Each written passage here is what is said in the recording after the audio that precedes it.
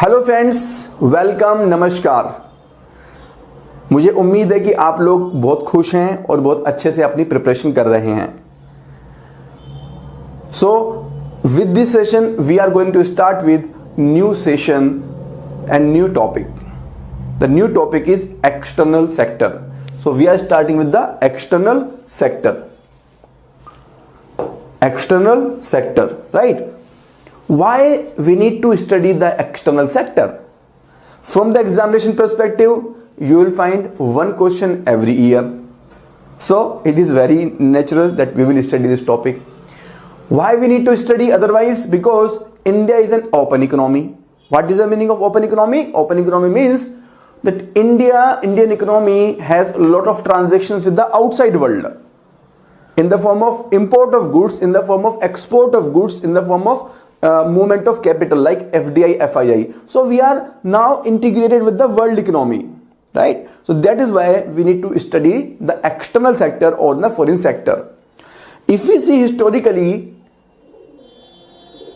immediately at the time of independence, we decided that we will have the least possible interaction with the outside world. The question arises, why that decision was made? Why we decided that we should be a closed economy? What is the meaning of closed economy? Closed economy means the economy which has a rare transaction with the outside world.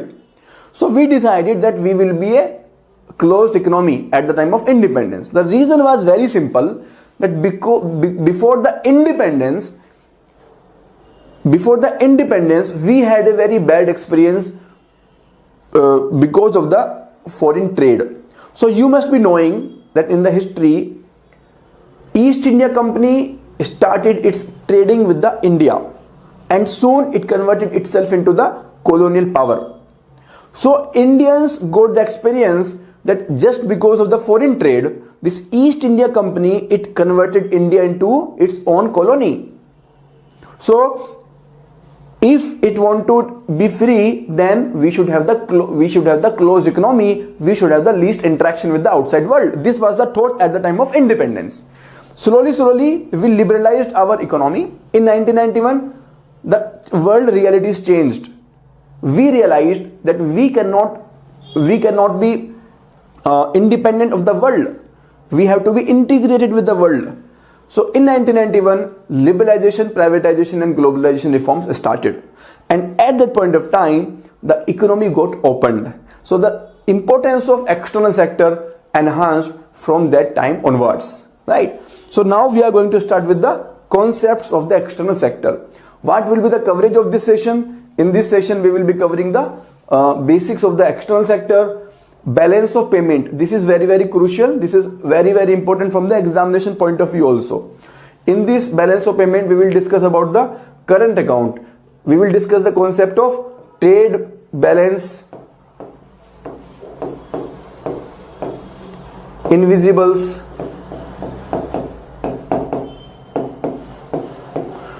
concept of current account deficit, etc. Right?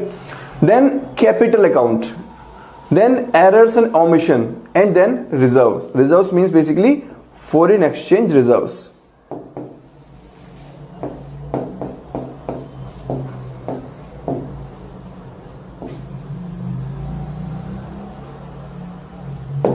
Foreign exchange reserves. So first let us see the circular flow of income concept.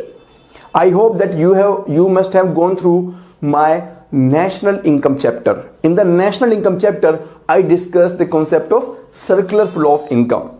So in this session, I am just giving you the reference of the circular flow of income. I am not going to discuss this concept in detail.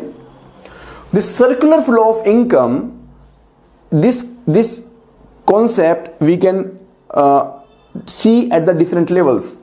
Two sector economy, which involves the household and the firms. Three sector economy, which involves house, government and firms. And four sector economy, which involves household, government, firms and the rest of the world. So this circular flow of income is with the external sector, so it involves rest of the world. What is the meaning of rest of the world? rest of the world means all the countries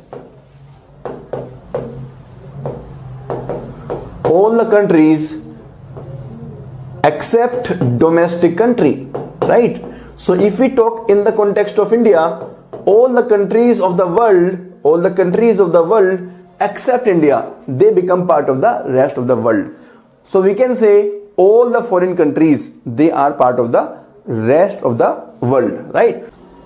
So this is where external sector comes into picture, rest of the world. So all the transactions which are happening with rest of the world, they are either in form of import or they are in the form of export, right? So we will be importing those items in which we are not good, we don't have the good manufacturing, or our cost of production is high, and we will export those items where our cost of production is low or where we have very good domestic manufacturing facilities. Now external sector, so it deals with export and import of goods. So goods here means the visible items, services, this means the invisible items, and the financial capital. This can be in the form of foreign direct investment or in the form of loans, just like external commercial borrowing, bank loan, etc., right? So we will discuss about all these items in detail in the subsequent slides. You just need to understand that there can be movement of goods, services and the financial capital, and this movement is covered in the external sector. Now balance of payment. What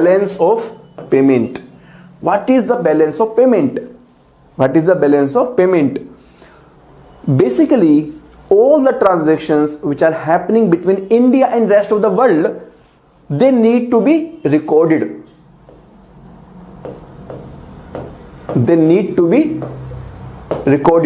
Right? So they need to be recorded so that we can understand that what is the status of India's economy vis-a-vis the rest of the world. So this recording happens, and during this recording the different calculations are done, right? Different calculations are done. So this recording of all the transactions, all the economic transactions between one country and rest of the world, this recording, this systematic recording is called balance of payment, right? So balance of payment basically represents the systematic record of all the economic transactions which happen between the domestic country and rest of the world. So those transactions are part of the, those transactions are recorded, and they are called, and that record is called balance of payment. So a country has to deal with other countries in respect of the following.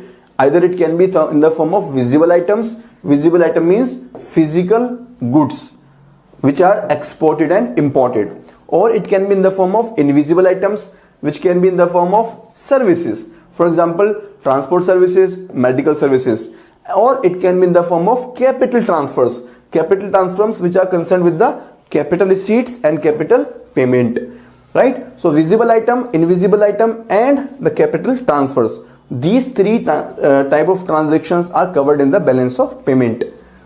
Now please see this diagram, and this diagram will make you give you a little bit clarity about the overall kind of transactions which happen between the two countries. So this is the balance of payment. This balance of payment can have two major type of transactions. One is the current account transaction, another is the capital account transaction. What is the meaning of current account transaction? Current account transaction means those transactions which are either the income or the expenditure of the country. So which are resulting into either the income or the expenditure of the country, and they are single time transaction also, they are one way transaction also. So for example, if we talk about the visible items, visible item means the goods.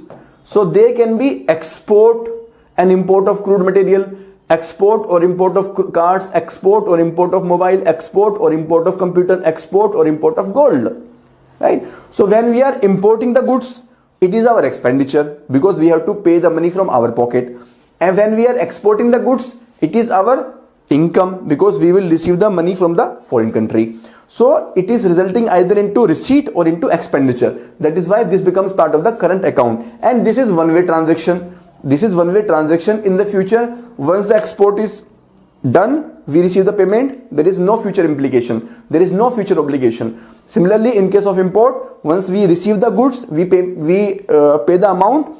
There is no further transaction. So this is called single way or one-time transaction, right? So this current account basically impacts the income and expenditure.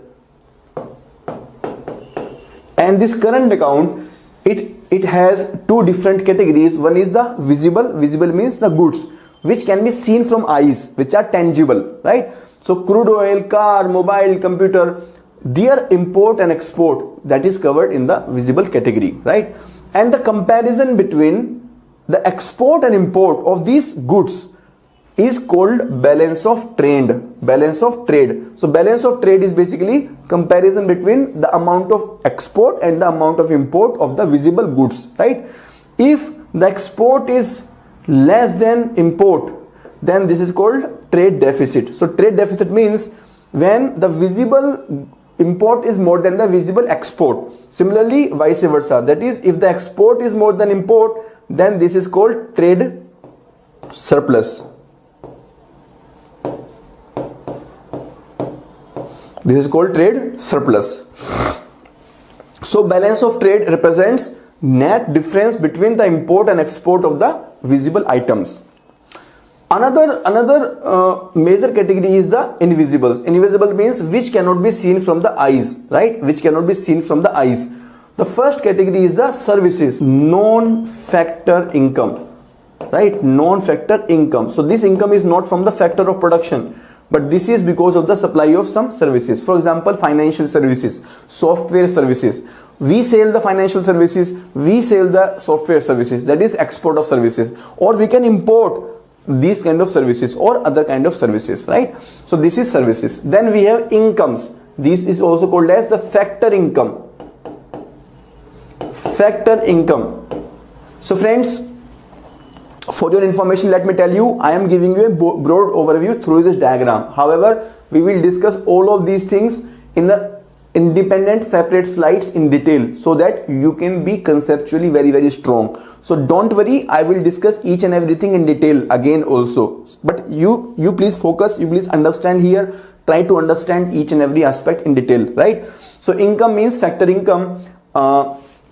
It can be in the form of profit. For example, Indians, they have invested some amount in the outside company, in the foreign company. So the profit which will be coming from that company, that will become part of the profit here. Or vice versa is also possible. It is quite possible that any American has invested the money into the Indian company and the profit of Indian company going to the American person. So in that case, this profit will also be the outflow of profit, right? So in the first case, this was the inflow of profit. In the second case, this is the outflow of the profit. Then we have interest. Interest is on the loan. So profit was on the investment into the company, interest is upon the loan or bonds or similar kind of securities. Similarly, they can be dividend. When the shareholding of any person is less than 100%, then the amount of profit which is received from that particular company, that is called dividend. So if the share is 100% in any company, then that is profit. If the share is less than 100%, then that is called dividend. So profit, interest and dividend, all this become part of the income. Third is the unilateral transfers. This is also called as the unilateral transfers or simply transfers. So in case of transfer, there is no reciprocal transaction. That means in return of the donation, there is no return transaction. In return of the gift, there is no return gift. And in return of the remittances, there is no return gift. There is no return transaction. So when we combine the services, income and transfer, all of these three combined, they are basically invisible. These invisibles can have, again, it can have the deficit or it can have the surplus. It can have the deficit or it can have the surplus. So if outflow of money is more than inflow of money combinedly from all these items, then that is invisible deficit. Otherwise, there is invisible surplus. So this was all about the current account. This was all about the current account. In this current account, for all these transactions combinedly, both for the visible and invisible, if for the visible and invisible combinedly there is more outflow of money than inflow of money from outside country, then that is current account deficit, right? So current account deficit means the outflow of money is more than the inflow of money because of the current account transactions. So that is current account deficit. Coming to the capital account, what is the meaning of capital account? Capital account means those transactions, capital account transactions means those transactions which impact the assets and liabilities, right? So current accounts transactions are those transactions which impact the receipt and income. Capital account transactions are those transactions which impact the assets and liabilities. What is the meaning of assets and liabilities? So for example, some American person is investing into Indian company, so that becomes FDI. So that becomes the asset of American person into India, or vice versa. For example, Ratan Tata, he invests in some American company, so that becomes his asset. The shares that Mr. Ratan Tata is buying in the American company, that becomes his asset. Or in the future, there is one more transaction possible, that is loan, right? So when we receive the loan, it is our liability and another person's assets, and vice versa. In future, when we will return the loan, it will reduce our liability. So the point is that either asset or liability, one of them are impacted because of the capital account transactions, and they are long duration in nature. They are having the long term nature. Again, this capital account, they are classified into first the investment, second the loan, and third the bank account transactions. Investment, loan, and the bank account transactions. The investment, it can be either in the form of foreign direct investment or in the form of foreign portfolio investment. So this is FPI now, right? Earlier it was FII, now it is FPI. Loan, it can be either the government loan or it can be the commercial loan, and banking account can be because of the NRIs, non-resident Indian. All of these things we are going to discuss in detail in the subsequent slide, so that your concepts are much more clear. You just try to conceptualize, try to have a overview of this chart, so that you can understand the subsequent concept in much more easier manner. So till now we have covered current account transaction and capital account transaction. In the current account, there can be deficit and surplus. Similarly, in capital account also there can be surplus and deficit. So far, if we see the pattern of India, in India mostly there is current account deficit. Why is that? Because India is a developing country. India needs a lot of imported goods, technology, machinery, latest services. So because of that, because of the India being a developing country, India needs a lot of imported items. So there is always a current account deficit. However, on the capital account, because India is having very good investment opportunities, therefore the foreign investors, they are coming into India and they are investing their money in the form of foreign investment or in the form of loans. So because of that, the capital account is always in surplus. So this current account deficit is compensated by the capital account surplus. This is the normal trend as far as the Indian economy is concerned. Now, this is the BOP statement, balance of payment statement. So you just have an overview of all these transactions. I am giving you 1 minute. Just have an overview of this statement, and then we will discuss each item of this statement in detail. So friends, this is the model of balance of payment statement. Now we will discuss each and every line of this statement.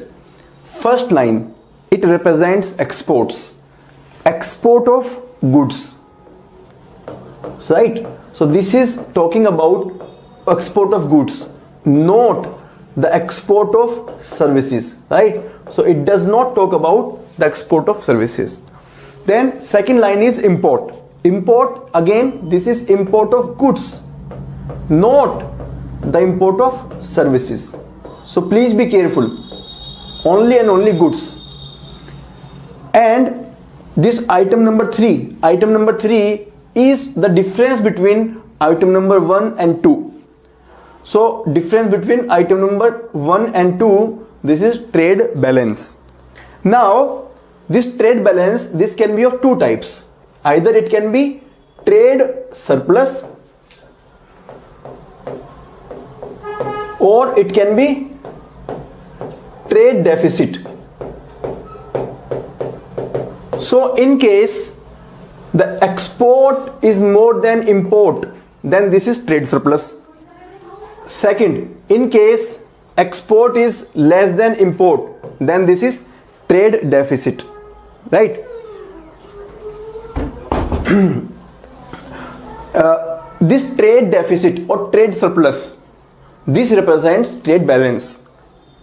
Friends, there is an alternative name given to this trade balance, which is merchandise balance. So if you see the term trade balance or you see the term merchandise balance, both are one and same only. So don't be confused.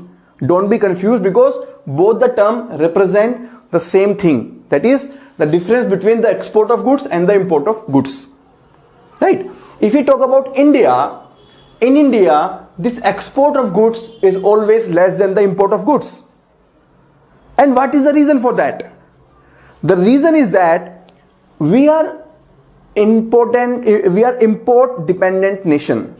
We are a developing country. That means we have to import technology, we have to import the latest luxury products, and not only these two, but most importantly, we have to import crude petroleum product, crude oil, and we have to import the gold. So this gold and crude oil, they are the two largest item of import.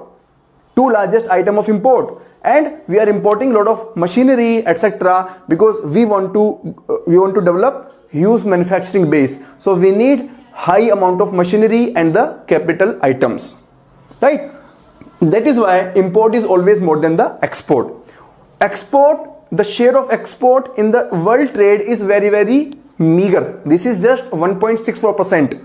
So this 1.64% is very, very less, right? So the population of India is approximately 17% of the world population. However, the share of world export is just 1.64% of the world trade, which is not a very good at a very good level, right? So why exports are less? Exports are less because, first of all, our quality is not up to mark. Secondly, our prices are comparatively high because our technology is not yet very, very good.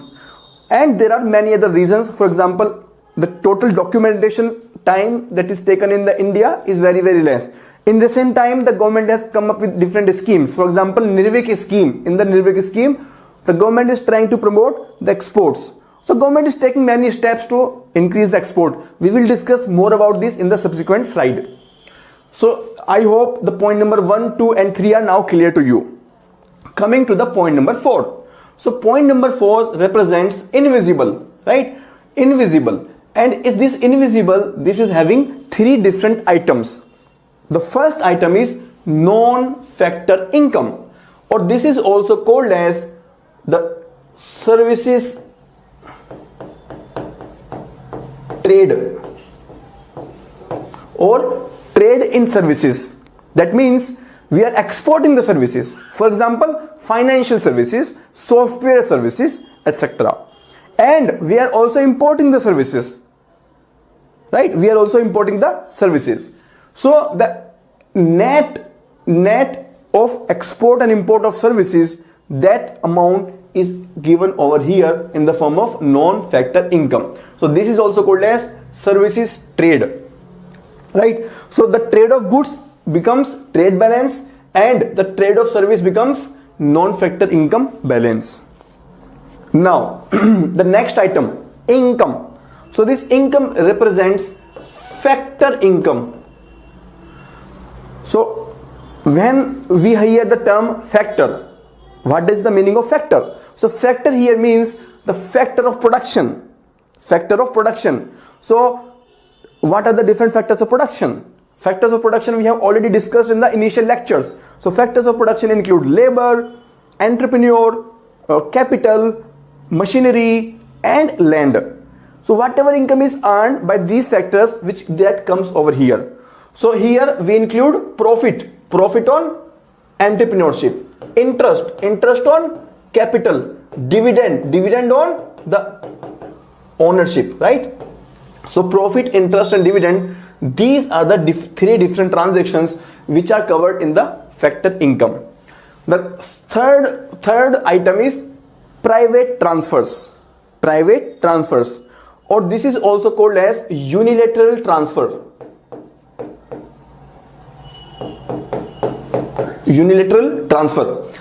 This private transfer, they are in the form of donations, gifts, remittances,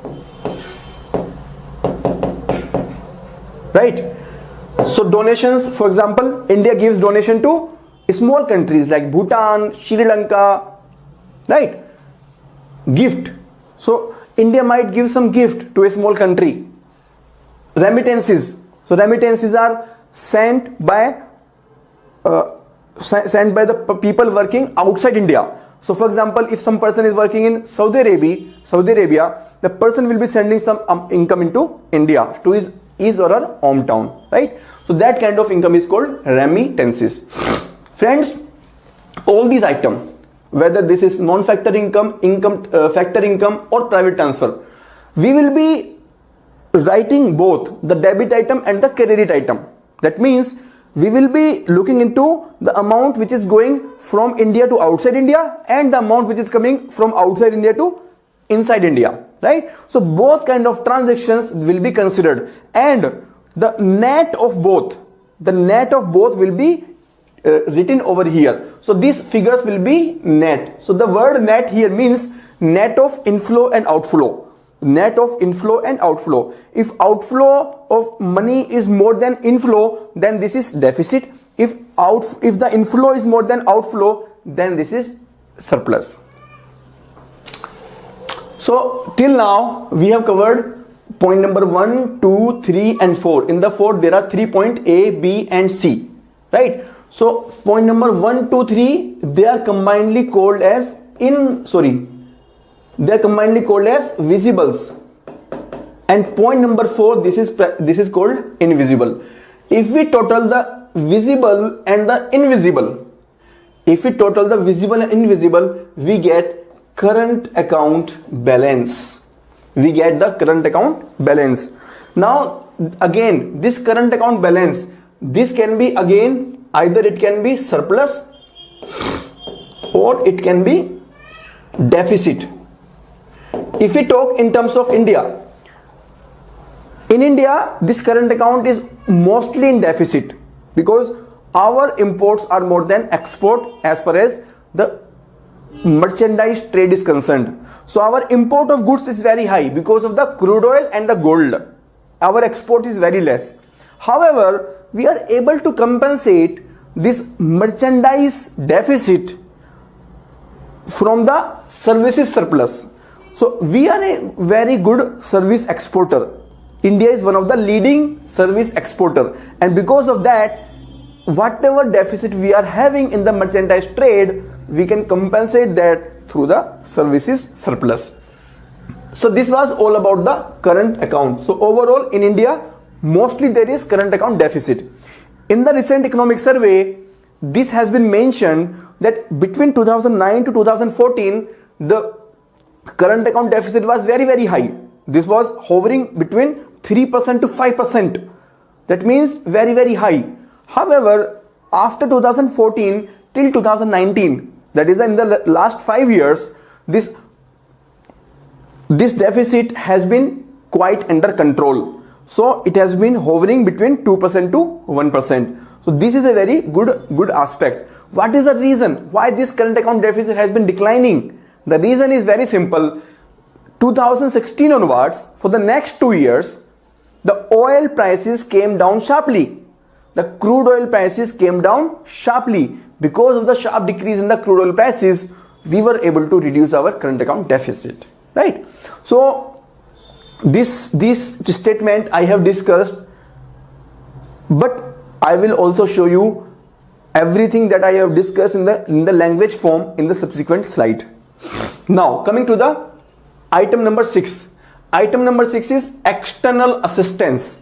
This external assistance is nothing but the loan taken by the government. So this is basically the loan taken by the government. The loan can be either from some country or it can be from some multilateral agency. For example, World Bank, for example, International Monetary Fund, right? So both kind of loan are considered. So this external assistance basically considers the loans. Then we have commercial borrowing. This commercial borrowing, you must have heard about the term external commercial borrowing, ECB. This ECB is in news frequently. So this ECB, external commercial borrowing, basically represents the amount of loan taken for commercial purposes. So it can be in the form of supplier's credit. The supplier of the goods has given some payment relaxation, or it can be in the form of buyer's credit.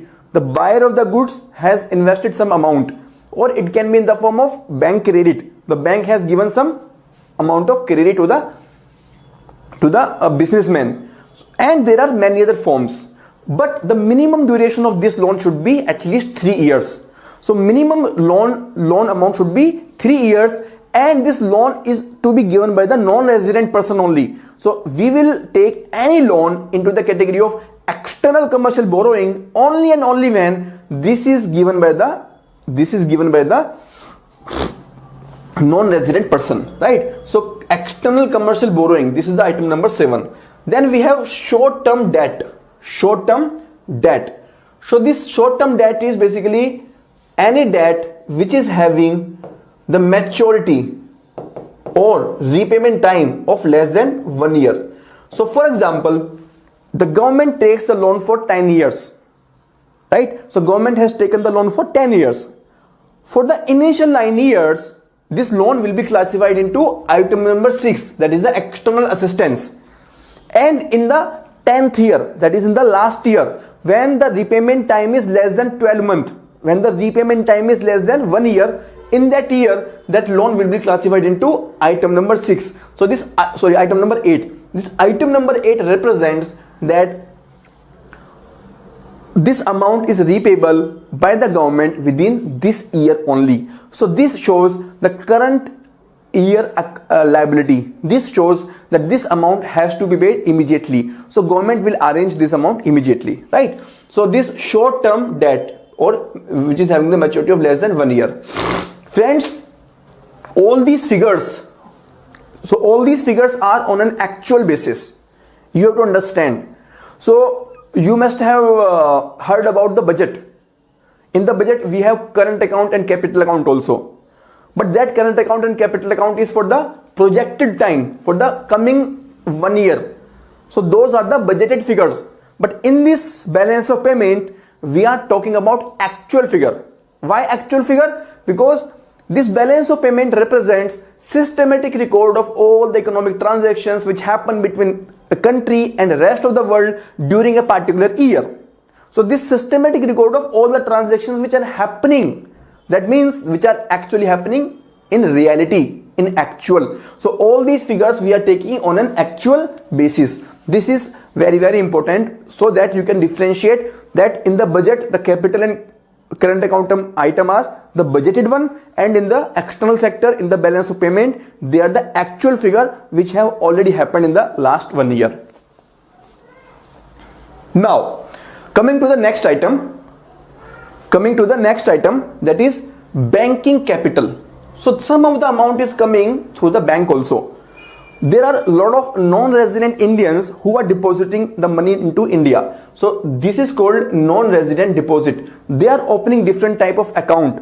We will discuss about NRI banking in the next session, but here you just understand that they are depositing their money into India, right? They are depositing their money into India. So that money comes in this form, and they can also take out their money. So the net of amount which we have received as deposit and the amount which we have repaid, the net of both we are taking over in the non-resident depositors.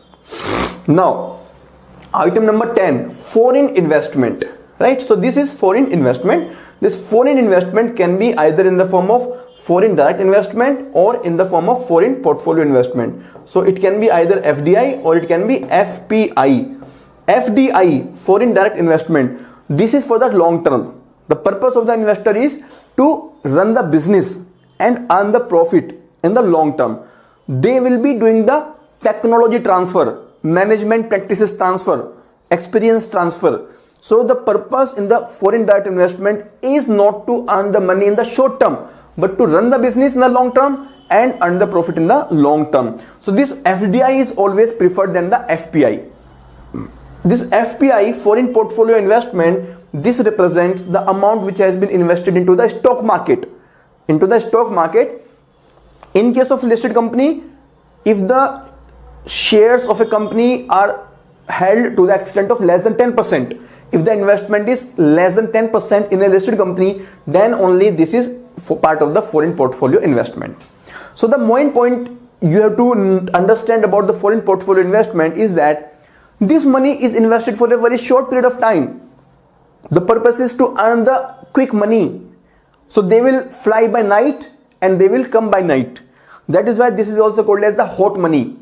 So if they think that India's stock markets are improving, they will invest their money tonight and tomorrow they will take back the money. This behavior makes this foreign portfolio investment very, very sensitive, very, very volatile. Therefore, for the long term perspective, this foreign portfolio investment is not considered to be much beneficial. But still, we have to really get a lot of FPI because we want to increase the foreign reserves, and definitely it is also a very good source of funding.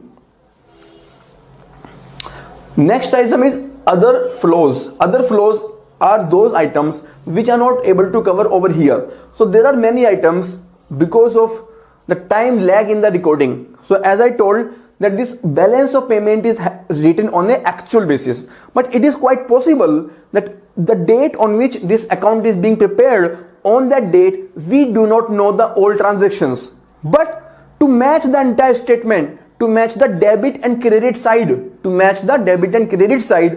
we have to we have to use some figure, and that figure is called other flows. Item number 12 is capital account total. So a capital account total is the total of item number 6 to item number 11. Now again, capital account means those transactions which are impacting the assets and liabilities base of the country. Then we have item number 13, errors and omissions. So there is a possibility that some of the transactions might have missed because of the failure to record them, because we don't have proper accounting system, because our economy is unorganized. So there are different reasons because of which some transactions may have missed. So those transactions we are covering in the errors and omissions. Finally, we have the item number 14, which is balance of payment. So this balance of payment is the total of item number 5, that is the current balance, item number 12, that is the capital balance, item number 13, that is the errors and omission. So the totality of 5 plus 12 plus 13 is balance of payment. This balance of payment, it can be either the surplus or it can be deficit, right? So if this balance of payment is surplus, that means our inflow is more than outflow.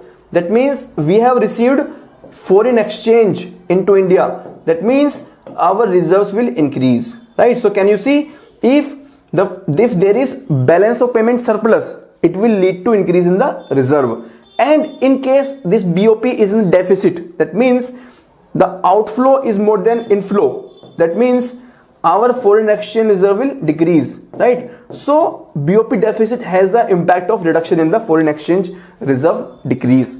We will discuss the concept of foreign exchange reserve in the subsequent session. And last item is the reserve increase or decrease. So reserve increase or decrease is happening because of the balance of payment, right? Now this entire statement, it is further classified into two kind of transactions. So please listen carefully. I am repeating, this entire statement is further divided into two categories of transactions. One is automatic transaction. So all these transactions from number 1 to item number 14, they are automatic transaction, because in this case we are just recording the transaction. Which have already been happening. Item number 15, that is change in the reserve. This is the accommodative transaction. That means we have adjusted the amount of reserve because of the other transactions which happened during the year. So reserve is a balancing figure. Reserve is the impact of all the other transactions happening in the country. So item number 14 is also called as the accommodative transaction. We will discuss automatic and accommodative transaction in the subsequent session in detail.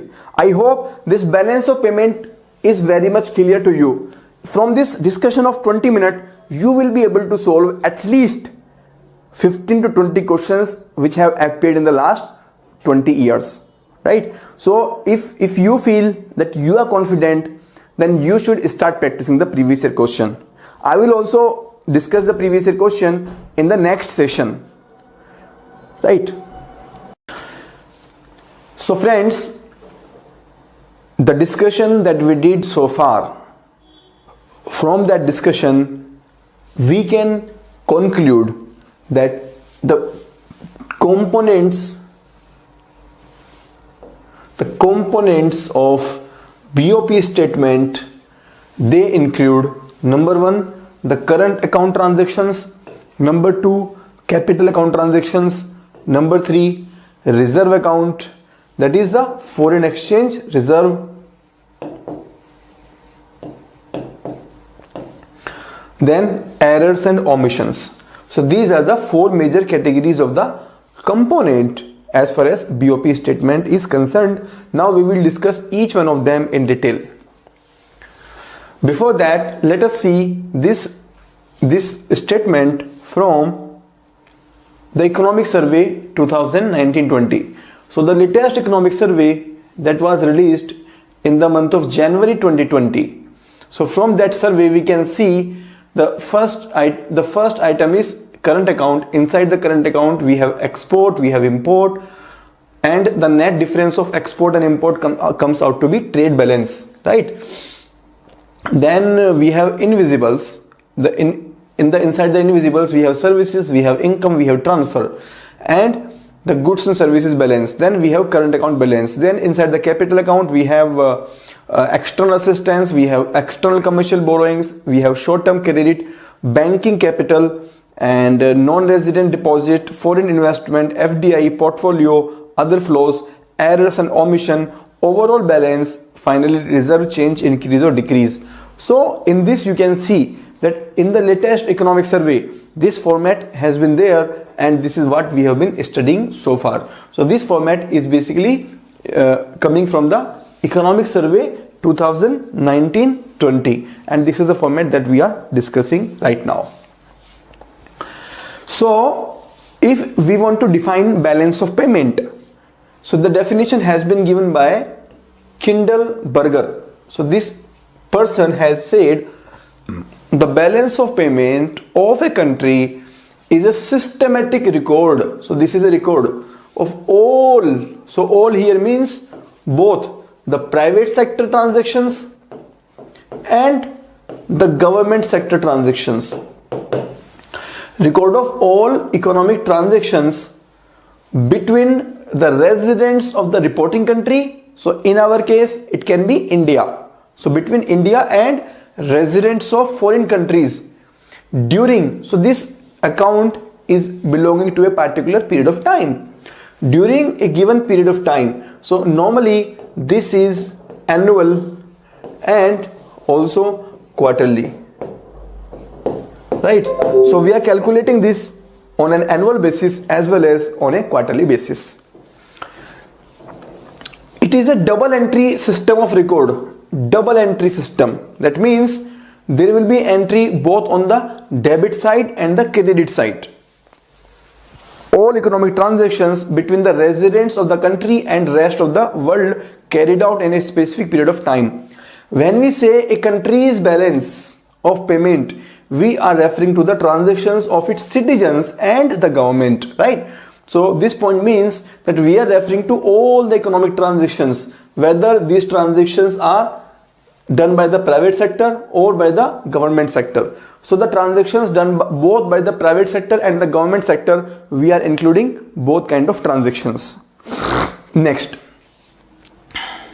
what are the important features of balance of payment? First of all, it is a systematic record of all economic transactions between one country and rest of the world. It includes all transactions, including visible as well as invisible. It relates to the period of time. Generally, it is on an annual basis. It adopts the double entry bookkeeping system. It has two sides, credit side and debit side. So please be attentive over here. Please understand this very carefully. So it adopts a double entry bookkeeping system. It has two sides, credit side and debit side. Receipts are recorded on credit basis, right? So credit side means the receipts, and the payments are recorded on the debit side. So payment basically means the debit side. So both sides are very, very important. Both sides are to be considered. Then only we call it a double entry system of accounting. Now, what is balance of trade? So balance of trade is nothing but the difference between export of goods and import of goods.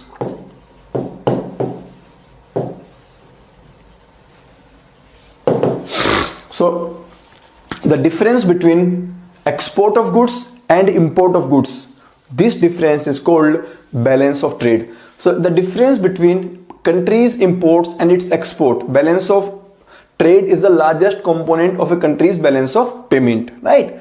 So this balance of trade, this is also called as the balance of merchandise trade.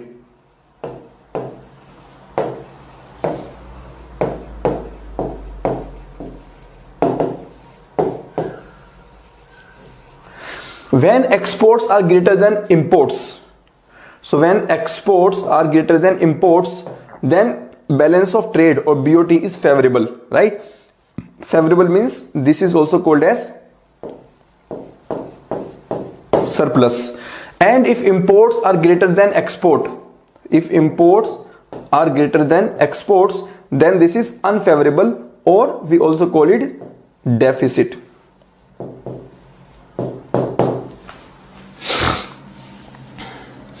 Now, what is the difference between balance of trade and the balance of payment, right? So I am discussing these small topics because there is a possibility that questions can come from these small topics.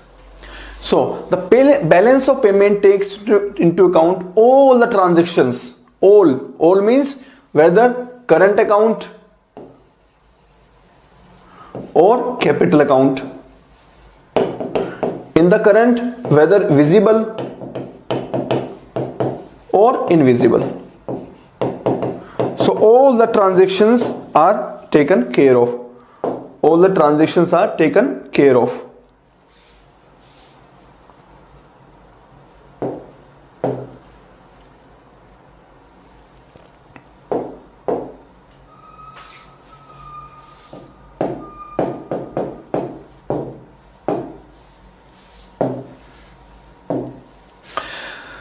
The balance of trade takes into account all the trade transactions with the rest of the world. So here the trade of goods, that means the import and export only, right? So balance of trade is a component of the balance of payment. So here we can see the difference between balance of payment and balance of trade. Balance of trade, it is a very broad term because it includes all the transactions, whether they are visible, invisible or capital. This is a narrow term because it includes only visible items, only and only visible items. It always balances itself, right? So balance of payment, it always has an impact of 0 because if there is deficit, then foreign exchange can be paid. If there is surplus, then foreign exchange can be increased. So in any case, foreign exchange can be adjusted and balance of payment is always balancing because the payment is equal to receipt or debit side is equal to credit side. So in any case, they will be balancing. Just like the balance sheet of any entity is balanced, similarly this balance of payment is also a kind of balance sheet of the country. So this is also a kind of balance sheet of the country and this has to balance itself. Now balance of payment is equal to current account plus capital account plus minus balancing item, that is error and omission. In case of BOT, it can be favorable or unfavorable, and BOT is equal to export minus import. Now what are the main factors behind the BOP? First of all, conditions of foreign lenders. So foreign lenders, if foreign lenders are good, then they can supply a lot of capital into the country. Economic policy of the government. So if the economic policy is to attract FDI, to promote export, to reduce import, then that will be reflected in the balance of payment. All the factors of BOT. Since BOT is part of the BOP, therefore all the factors of BOT always become part of the BOP. Now what are the main factors which affect the balance of trade? First is the cost of production, right? So before discussing the factors, let me ask you, in the balance of trade there are two items. One is the export, another is the import. So what are the factors which can impact the volume of export and import into India or from India? So they can be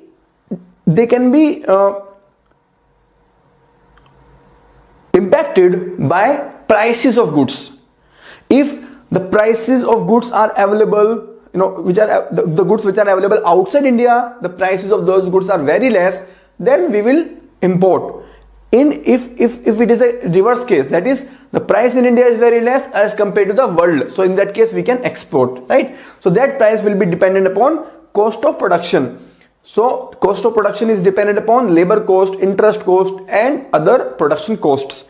Second is availability of raw material. Third is exchange rate. Fourth is prices of goods manufactured at home. Following are the main factors which affect BOT. One is cost of production, another is availability of raw materials, then we have exchange rate, and then we have prices of goods manufactured at home. So these are the BOP versus BOT transactions. Now what is the importance of balance of payment? So we have been discussing this term so much. Why at all we are discussing this term? Why at all this is so important? So the importance of balance of payment. First of all, BOP records all the transactions that create demand for and supply of currency. So we can actually see that from where the currency is coming and to where the foreign currency is going. So here the currency basically means foreign currency, right? So the demand for foreign currency arises because of the import. If we know that how much is the import, we can actually plan that in the next 1 year how much currency do we need. So here I would like to take an example of 1991 BOP crisis. So in 1991 there was balance of payment crisis. At that time we had the foreign exchange reserve only equivalent to the payment of just 2 weeks import. So then we declared that we are in crisis, because if we default in paying the foreign exchange dues, then we will be called defaulter country and we will not be getting any amount as borrowing from anybody in the world, right? So coming back to this, BOP records all the transactions that create demand for, that is import, and supply of, that is exports. Judge economic and financial status of a country in the short term, right? So what is the economic status? What is the financial status? If we are doing good, then there should be BOP surplus. If we are doing bad, then there are chances that BOP deficit will be there. If we are doing good on front of the export, then there will be current account surplus, and vice versa.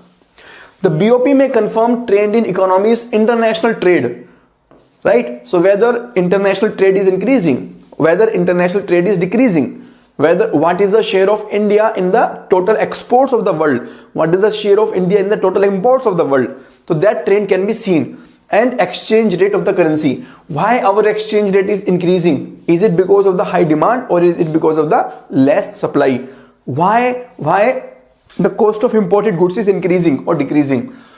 So all these trends we can see.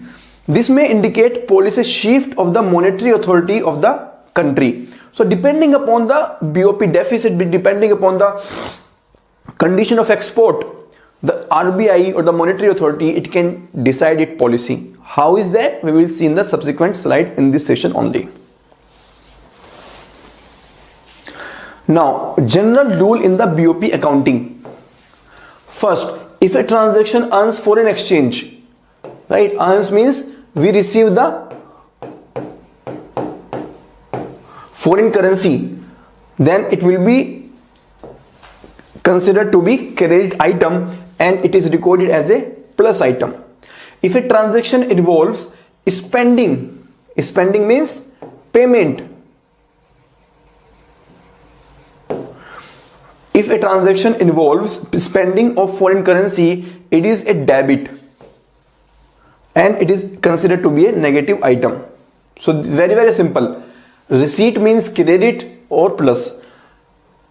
Spending or payment means debit or negative item. So this is very simple funda. So coming back to the various components of a BOP, right? So first component is current, then we have capital account, then we have reserve, then we have errors and omissions. Now let us come back to this diagram that we discussed, right? So we have current account. Inside the current account we have visible item. Inside the invisible item we have services, income and transfers. Now let us see the current account balance. The current account balance. So what is the meaning of current account balance?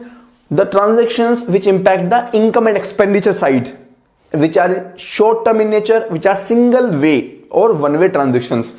So BOP on current account is a statement of actual. Please be careful. As I already discussed, this balance of payment indicates actual transactions, actual receipts and payments in short period. It includes the value of export and import of both visible and invisible. There can be either surplus or deficit, right? So in this diagram we can see overall there is a possibility of both surplus and the deficit in the current account. So there can be surplus in the current account, or there can be deficit in the current account. So both possibilities are there. So it includes the value of export and import of both visible and invisible goods. They can be either surplus or deficit in current account. The current account includes export and import of services, interest, profit, dividend, unilateral receipts, payment from tour abroad. BOP on current account refers to the inclusion of three balances: the merchandise balance or balance of trade, services balance and unilateral transfer balance. Now India's top 5 trading partners. So this thing I have taken from the economic survey of 2019-20. The top 5 trading partner. First of all, what is the meaning of trading partner? Trading partner means any country with whom we are doing the export and import, right? Now how do we determine top 5? For determining top 5, we take the total amount of export and import. So we add the total amount of export and import which India has done with a particular country. Total amount of export and import which India has done with a particular country, and we compare that with the total foreign trade of the country, of the India, right? So the total, for example, for example, we take about USA. So for example, India's total foreign trade or India's total export and import is 100 rupees. Now out of this 100 rupees, the value of total export and import done with the USA is 11.3. So this comes out to be 11.3% in case of USA. Similarly, China, UAE, Saudi Arabia, Hong Kong. You just need to remember USA is the top or largest trading partner. Second largest is China and third largest is UAE. So we have USA, we have China and we have UAE. Now what are India's top 5 import items? First is crude petroleum, second is gold and third is petroleum products. You should always know top 3 items: crude petroleum, gold and petroleum products. India's top 5 exports: petroleum products, precious stones and drug formulations and biologicals. So these are the 3 top most export items. You can see petroleum products are in the first place as far as export is concerned, in the third place as far as the imports are concerned. Now, current account balance. If the trade balance is positive, this is called favorable balance of trade. If the trade balance is negative, this is called unfavorable balance of trade, or this is also called as trade deficit. This is also called as trade surplus, right? And this is basically, we are talking about visibles only, right? So this thing we are talking about the visibles only.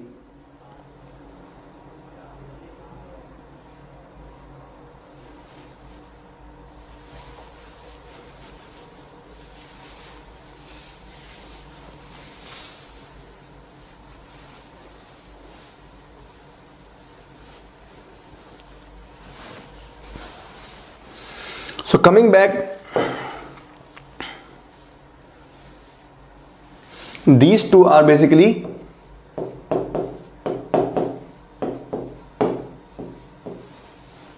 visibles. Then we have invisibles. So invisibles record the receipts and payments with respect to A, services, B, income, C, transfer. Services or non-factor income. So export and import of services, also called as non-factor services or non-factor income. Income from investment, profit and income generated through employment, right? So we have interest, profit, dividend, salaries, etc. Right? So this income is basically representing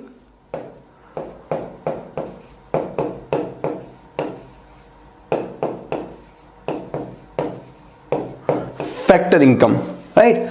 I am moving a little bit speedily because I have already discussed all these points earlier.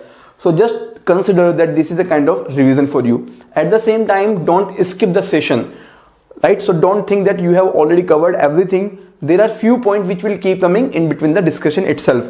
So my recommendation is that you should not skip this session. Don't think that you have already covered, so you can skip this session. Even if you know everything, still you can consider that this is happening. This lecture is a basically revision part.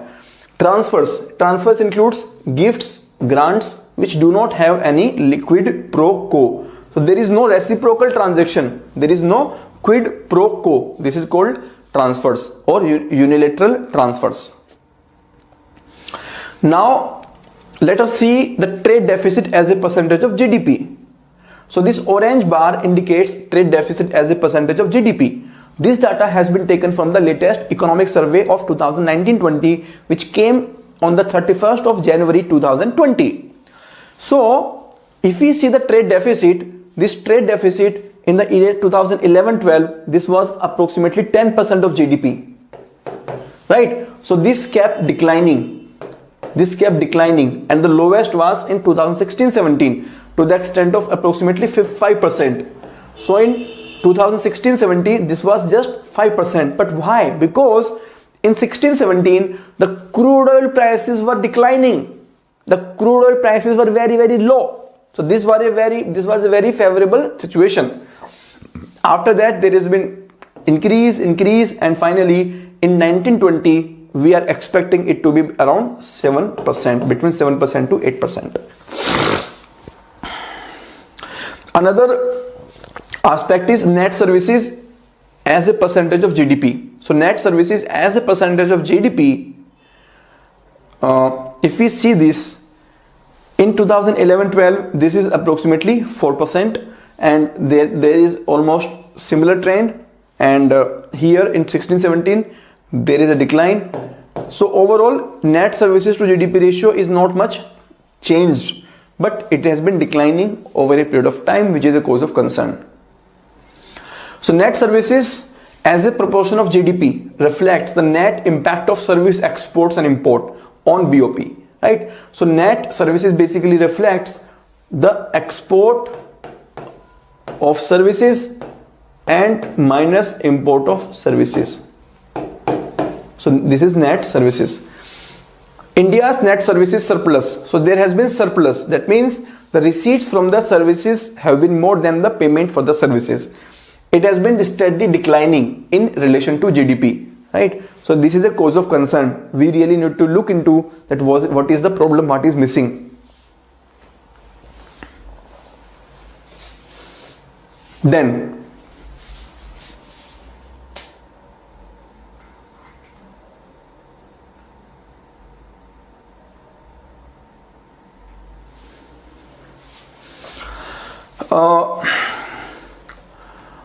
the surplus on net services has been significantly financing the merchandise trade deficit, right?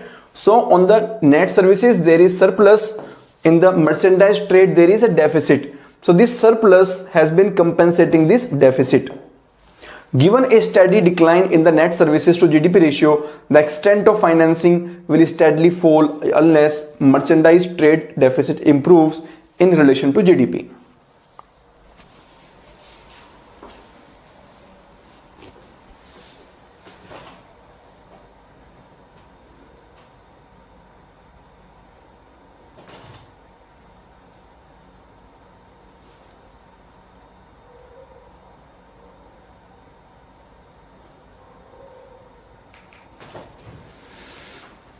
Now current account. Current account balance is equal to trade balance plus invisibles balance. If the current account balance is positive, it is called favorable current account balance, also known as current account surplus. If the current account balance is negative, it is called unfavorable current account balance, also known as current account deficit. Now, what are the causes of current account deficit? Please listen to this discussion very, very carefully, because this part has not been covered so far. So, if we talk about the causes of current account deficit, why current account deficit is there? So, before we start discussing, let us understand what are the components of current account. So, in the current account, we have the visible. Inside the visible, we have export and import of the goods. That is one thing. So what are the factors which impact the goods trade? What are the factors which reduce the export? What are the factors which increase the import?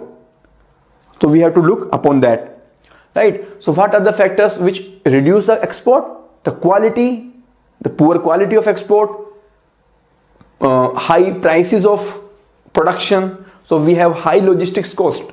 The economic survey says that logistics cost in India is approximately 13% to 14%, but the average of world average is just 10% of the GDP. So logistics cost in India is very high. Because of that, the cost of production increases, and because of that increase in the cost of production, there is increase in the export price, and because of that our export is not that much attractive in the world market, right? So this is one thing. Why import is high? Because we are a developing country. We need technology, we need machinery, we need capital.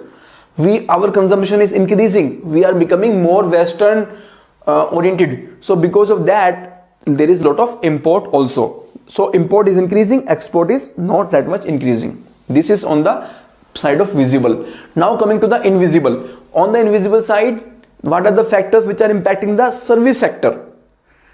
What are the factors which are impacting the unilateral transfers?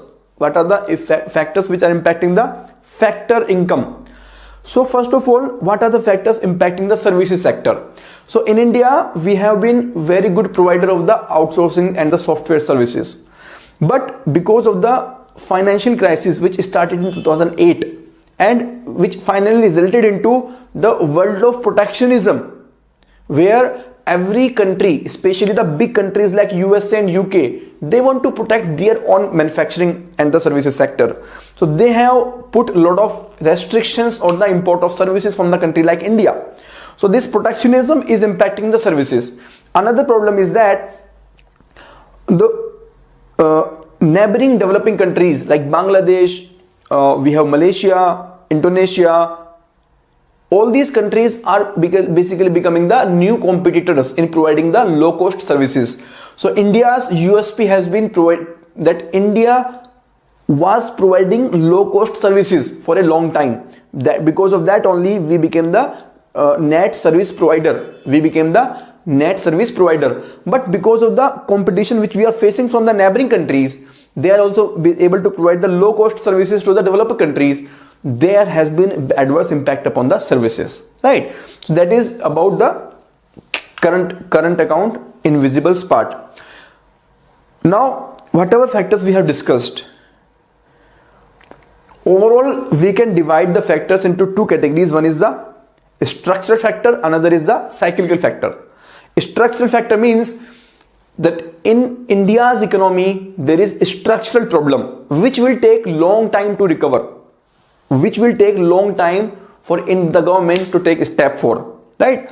Another issue is, so one category is the structural, another category is the cyclical. Cyclical means they are there but for a very short cycle. So cycle can be for a period of 4 years, 2 years.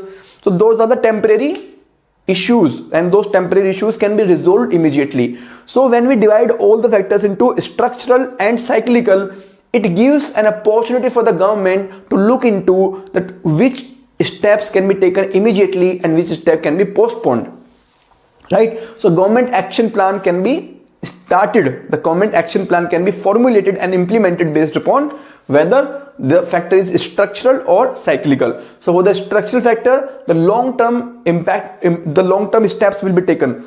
For the cyclical, the short-term steps will be taken. Now coming to the structural causes. So structural causes include, first of all, underinvestment. Our infrastructure is very poor. We are not able to provide cost-effective electricity. The condition of road is very poor. So because of all that, the cost of production increases. Relatively low productivity. Our labor is not that much skilled, right? There is huge rigidity in the labor laws. So because of that, the labor productivity is very low. Not only the labor productivity, but also the technology productivity is also very low. Persistently high relative inflation. We have been facing this inflation problem for a long time because of the supply side constraint. Our agricultural infrastructure is very poor. Rural roads, rural godowns, rural markets, agricultural markets, all these the storage system, distribution system, processing, everything is very weak. Because of that, there is high inflation of raw material. When there is a high inflation of the raw material, it increases the cost of production. When there is increase in the cost of production, it leads to the general rise in the price, which is nothing but the inflation. Inadequate R&D and innovation. In India, our expenditure on research and development and innovation is very poor. Not only the expenditure, but the focus upon the research and development has been really poor. Emergence of lower cost competition, right? So as I told you that we have started facing the low cost competition from the neighboring countries like Bangladesh, Malaysia, Indonesia and other Southeast Asian countries. So these are the structural factors. The government should take more investment, it should liberalize the labor laws, it should focus upon the inflation targeting, it should spend more amount on the research and development, and it should try to reduce the cost as far as possible. So all these steps will be taken for a long period of time. These are the structural issues. Now, what are the cyclical factors or short-term factors? First is overvalued exchange rate. So we will discuss the concept of exchange rate, what is the meaning of overvaluation, undervaluation separately. However, here you just understand that overvaluation of export, overvaluation of exchange rate, it has adverse impact that it makes our exports expensive. So our exports become more costly in the world market, and it makes the import cheaper.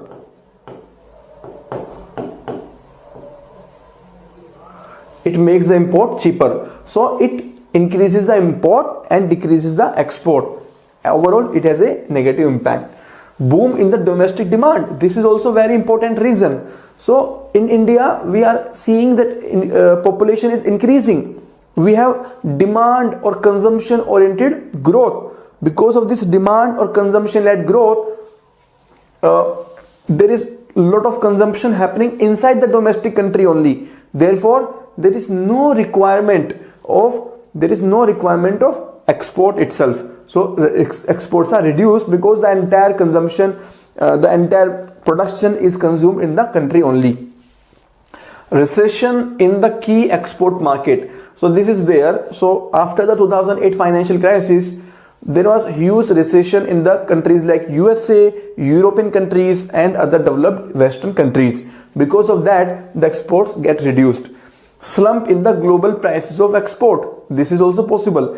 Increase in the demand of imported technology. So we are a developing country and we need more and more technology. So because of that, the imported technology becomes more and our imports gets increased.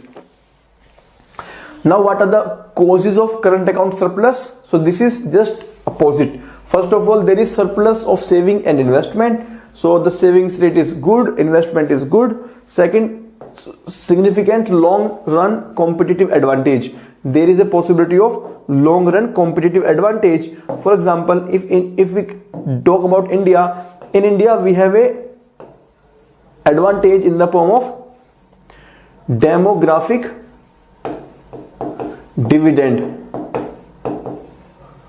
So we have a advantage in the form of demographic dividend.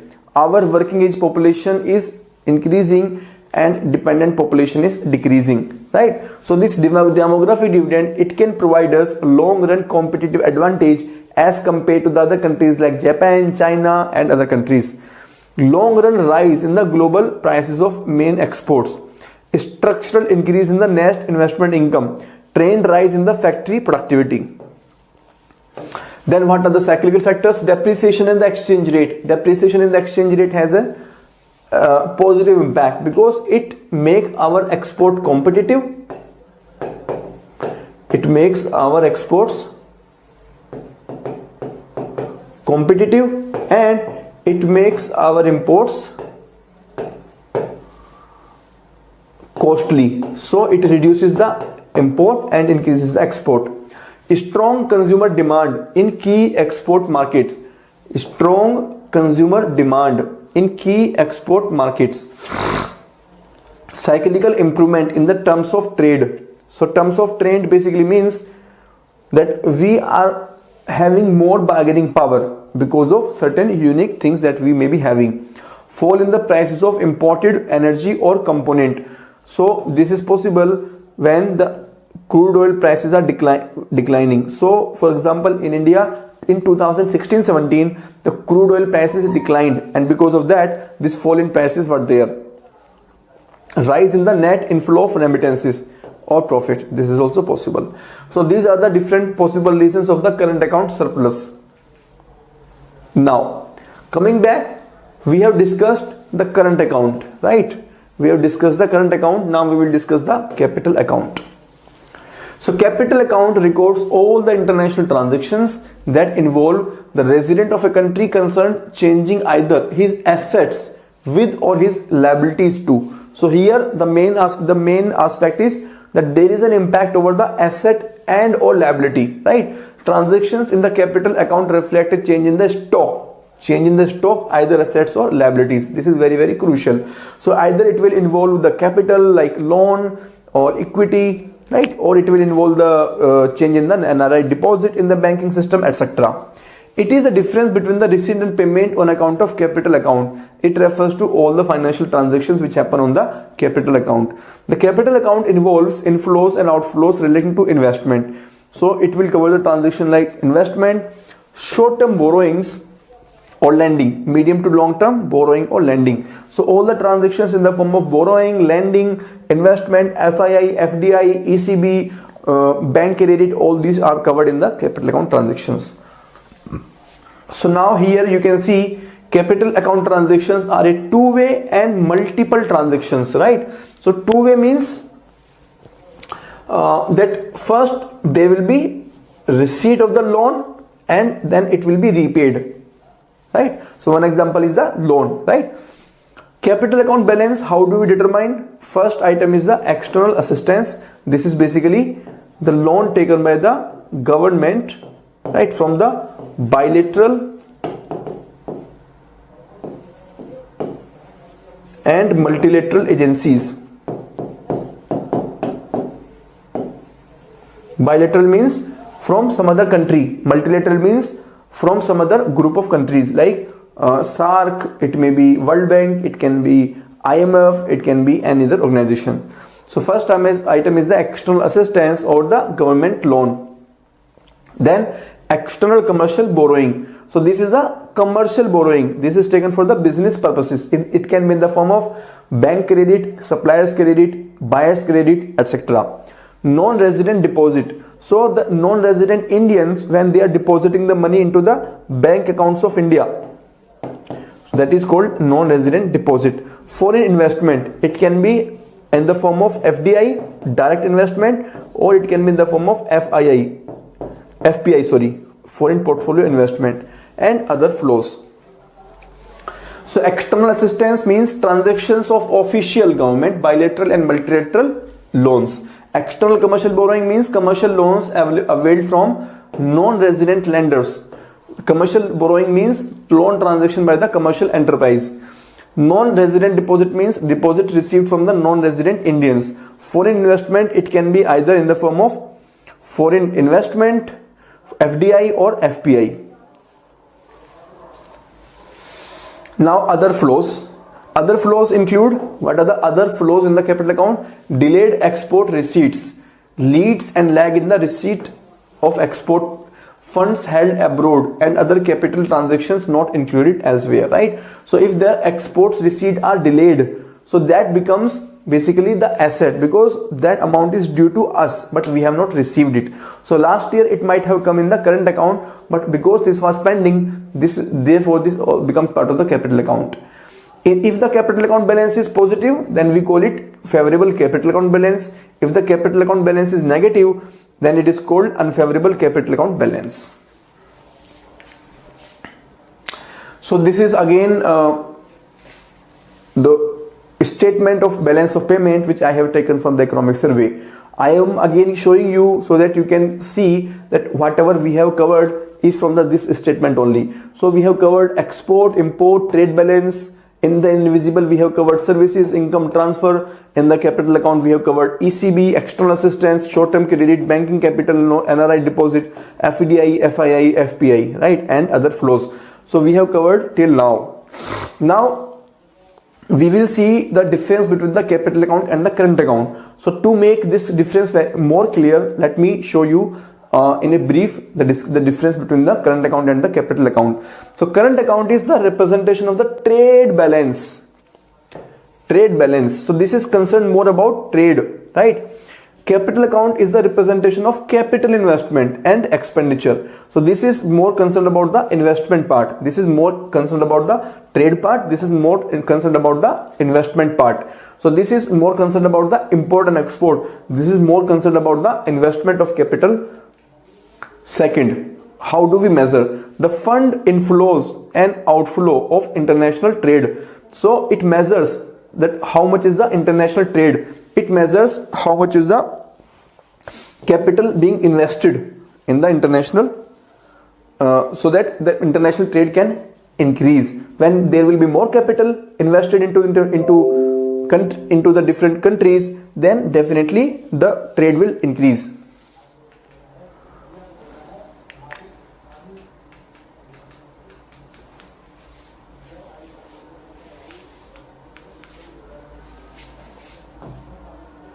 Next, the effect changes in. So what is the impact of current account? It impacts the net income. So as I already told you, current account impacts the income and expenditure.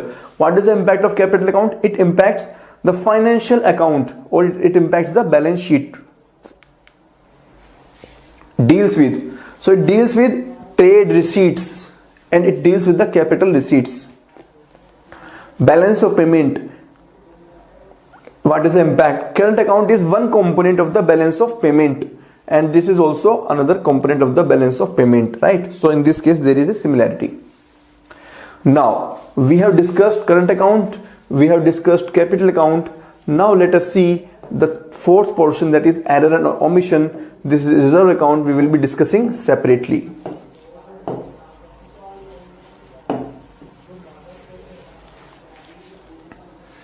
So errors and omission, it means the difference between the debit and credit entries of all transactions. So debit basically signifies the outflow and credit signifies inflow. We have discussed this point earlier also. As data compiled in double entry book keeping is from various sources, right? So the data that we have to take for calculating this export, import, everything, that data is taken from a lot of sources. And there are chances of mismatch. So this mismatch is converted into match through error and omission. So the balancing figure is actually put into the error and omission. So error and omissions, the entries under this head relate mainly to leads and lags in the reporting of transaction. So either the transaction will be reported earlier or it will be reported with a delay. So in both the cases, this will become part of the error and omission. It is of balancing entry. So this is a balancing entry. And is needed to offset the overstated or understated components. Overall balance, it is a sum of current account balance and the capital account balance, right? So overall balance here means the BOP balance. So whether the BOP balance is the surplus or deficit.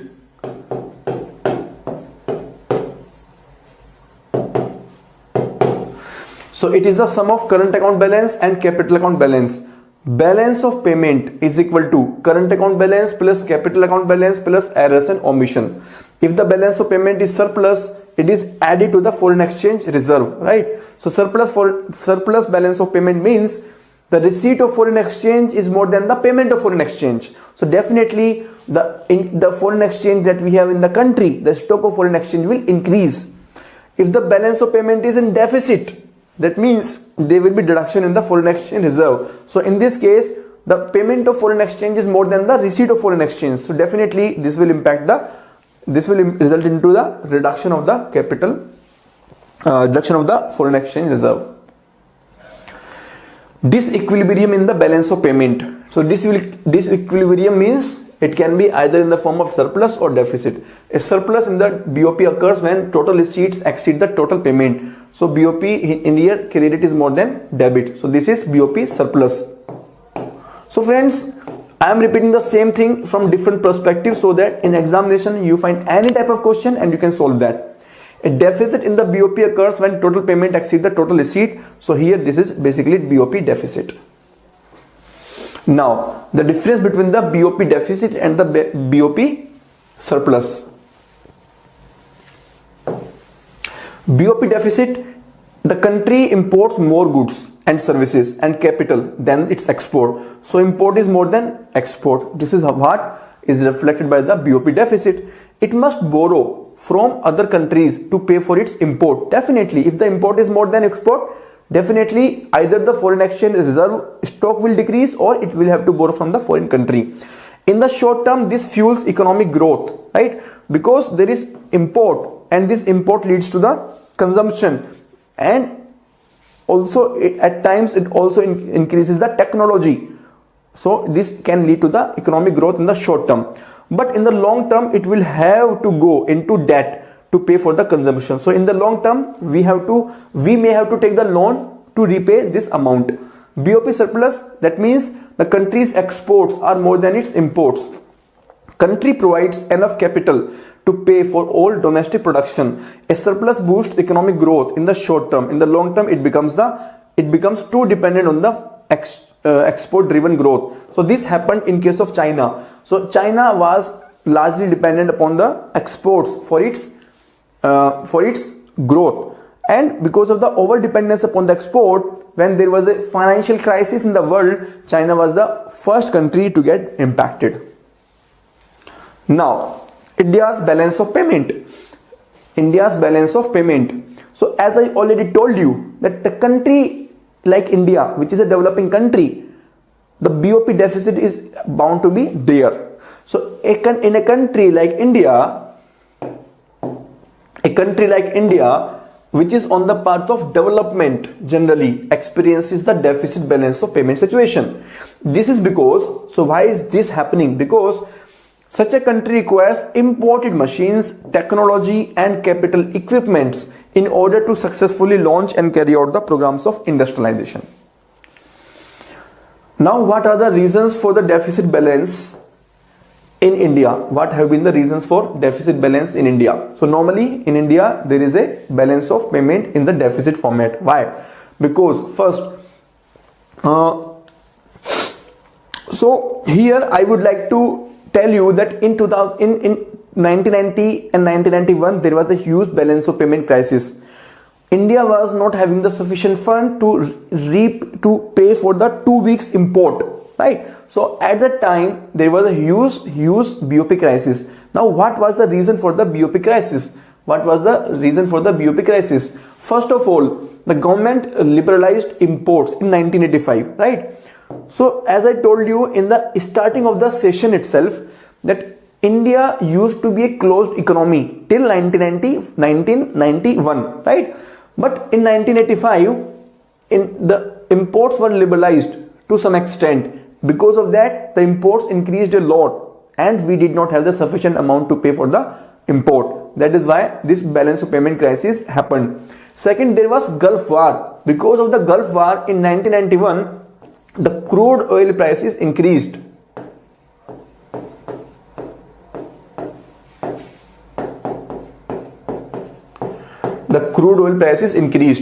Then there was rapid industrialization. So India was on the path of industrialization after the 1991. We liberalized and privatized our industries.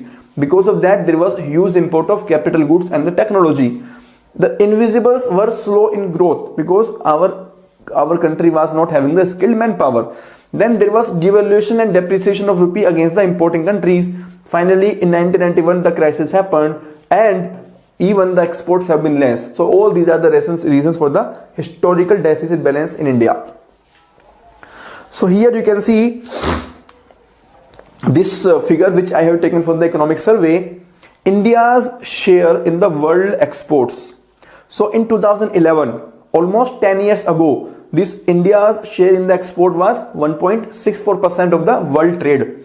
In 2018, it remains same. So in between, it has been fluctuating. It went down till 1.57% and a maximum 1.78%. This is a very shameful thing because in India, we have the population of approximately 16-17% of the world population.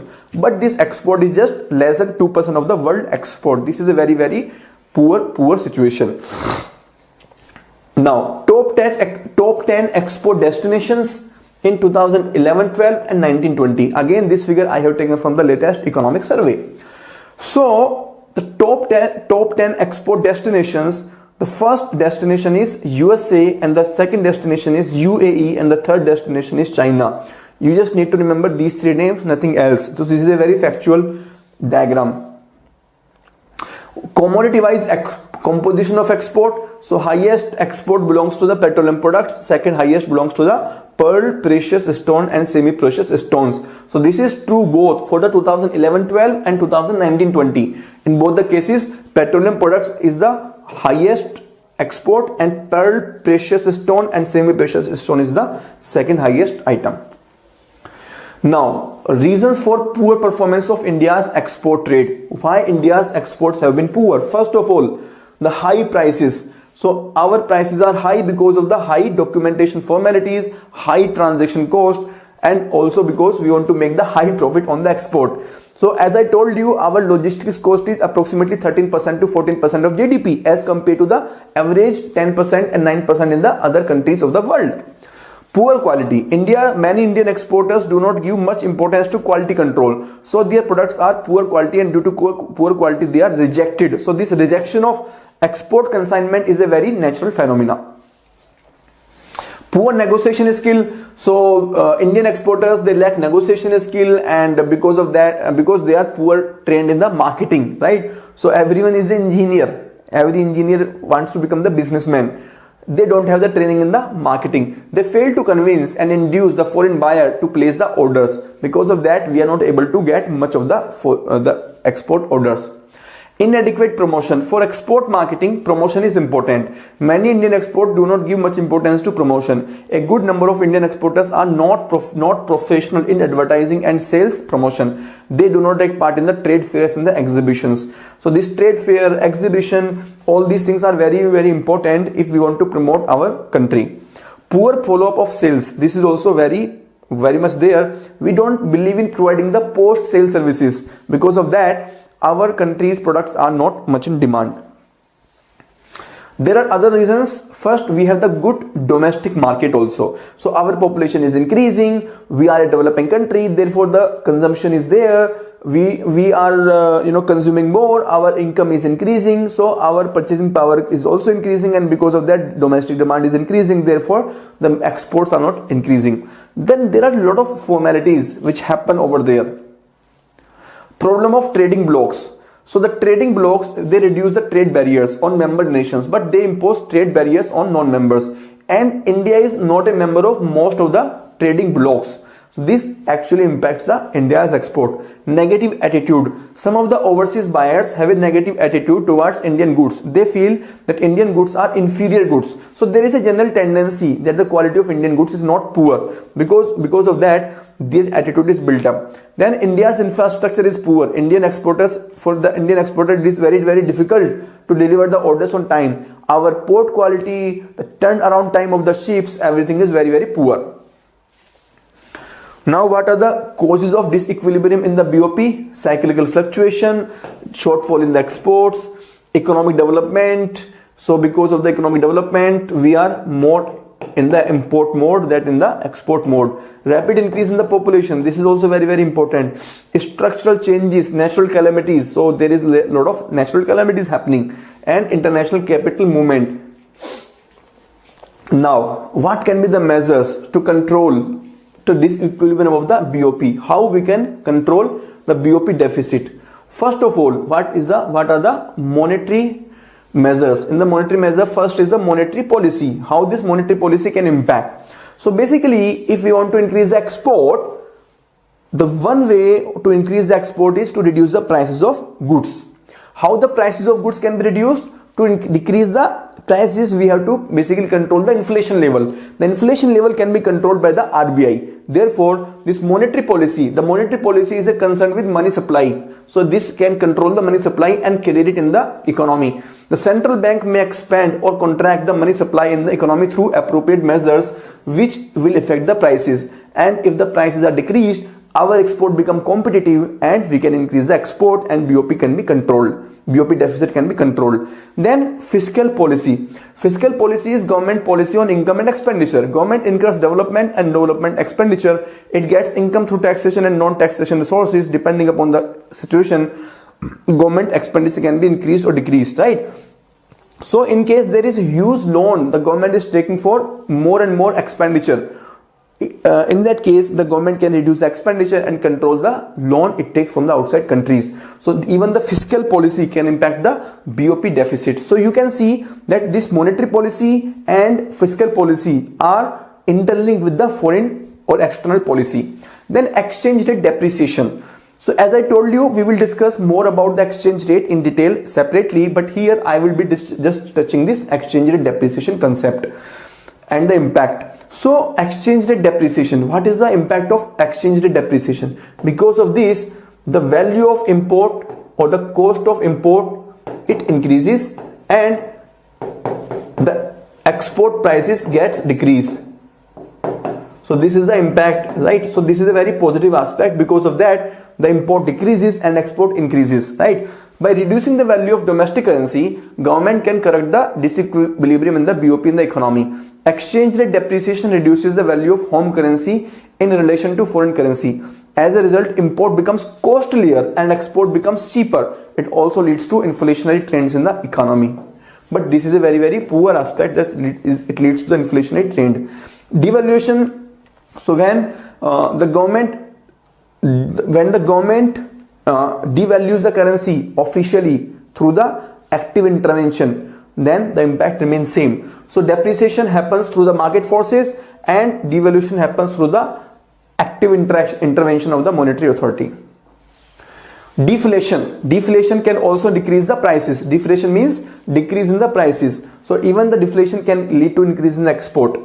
Exchange control. So even the exporters, they can be directed by the monetary authority to surrender their foreign exchange earning. So when foreign exchange earning are deposited with the RBI, then they will not be used to buy the imported goods. Now, what are the non-monetary measures? So till now we have discussed the monetary measure. In the monetary measure, we have discussed monetary policy, we have discussed fiscal policy, right?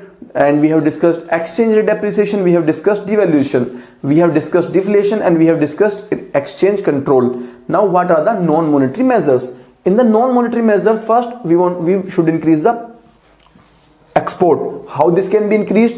We can reduce the export duty. Duty basically means the taxes, right? So if the taxes are decreased, then the prices of exports will decrease and the competitiveness will increase and the demand for the export goods will increase. Cash assistance and subsidies can be given to the exporters to increase the export. Goods meant for export can be exempted from all type of taxes, right? So this basically represent the taxes the government levies should be decreased. Second, import substitution. Steps may be taken to increase the production of imported substitute. This will save the foreign exchange in short run by replacing the use of import by these import substitute. So as much as possible, we should observe those items which are much in demand and we should establish the manufacturing facility. The government has undertaken the project of Make in India to ensure that import is substituted. Import control should also be there, right? For import control, there are two systems possible. One is quota system, another is tariff system. Please understand this system. These are some of the unique concepts which I have not discussed so far. So please be careful. Quota basically represent some limitation, right? Some quantitative limitation. So under the quota system, the government may fix and permit the maximum quantity or value of a commodity to be imported during a given period. By restricting import through the quota system, the deficit is reduced and the balance of payment position is improved. So government can say that not more than 1 crore mobile can be imported in 1 year, or not more than 100 crores can be spent for buying the mobile phone chargers. So this is how the quota system works. Tariffs means the duties. So that on the import, the duties can be increased. On the export, the duties can be decreased. Tariffs are duties or taxes imposed on import. When tariffs are imposed, the prices of imports will decrease to the extent of tariff. The increased prices will reduce the demand for the imported goods and at the same time induce the domestic producers to produce more of import substitutes. So we have discussed current account, we have discussed capital account, and we have discussed errors and omissions. Reserve account we will discuss in the separate and next lesson.